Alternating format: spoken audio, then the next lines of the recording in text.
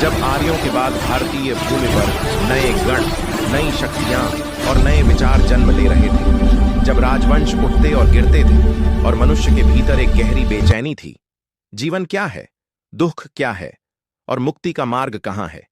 इसी आध्यात्मिक हलचल के बीच एक ऐसा प्रकाश जन्म ले रहा था जो आने वाले हजारों वर्षों तक भारतवर्ष की चेतना को दिशा देगा।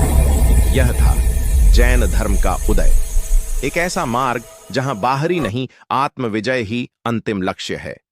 जैन धर्म के प्रथम तीर्थंकर थे ऋषभदेव, किंतु जिस दिव्य व्यक्तित्व ने इस परंपरा को स्पष्ट दर्शन और अनुशासन दिया, वे थे 24वें तीर्थंकर भगवान महावीर। महावीर का जन्म 540 ईसा पूर्व में वैशाली के कुंडग्राम में हुआ। पिता क्षत्रिय राजा सिद्धार्थ, माता त्रिशला जो लिच्छवी गणराज्य से थीं। पत्नी का नाम था यशोदा और पुत्री प्रियदर्शना। 30 वर्ष की आयु में उन्होंने सब कुछ त्याग दिया, राजसी सुख, परिवार और हर बंधन, और आरंभ की एक कठोर साधना, ऐसी साधना जो 12 वर्षों तक उनके शरीर और आत्मा दोनों की परीक्षा लेती रही। आखिरकार उन्हें प्राप्त हुआ केवल ज्ञान, पूर्ण ज्ञान, जिसने उन्हें महावीर और जिन बना दिया। महावीर की शिक्षाएं सरल थीं, पर उनका पालन असाधारण साहस मांगता था।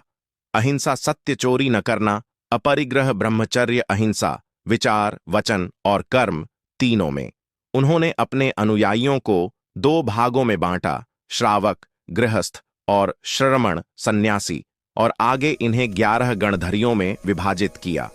महावीर के निर्वाण के बाद जैन समाज 2 प्रमुख शाखाओं में विभाजित हो गया।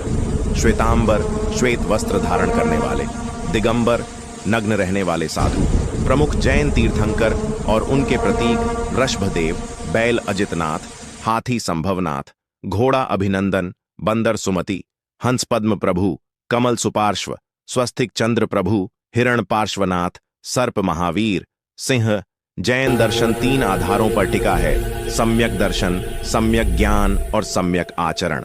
यह दर्शन सिखाता है अहिंसा, आत्मसंयम और सत्य ही मुक्ति का मार्ग है।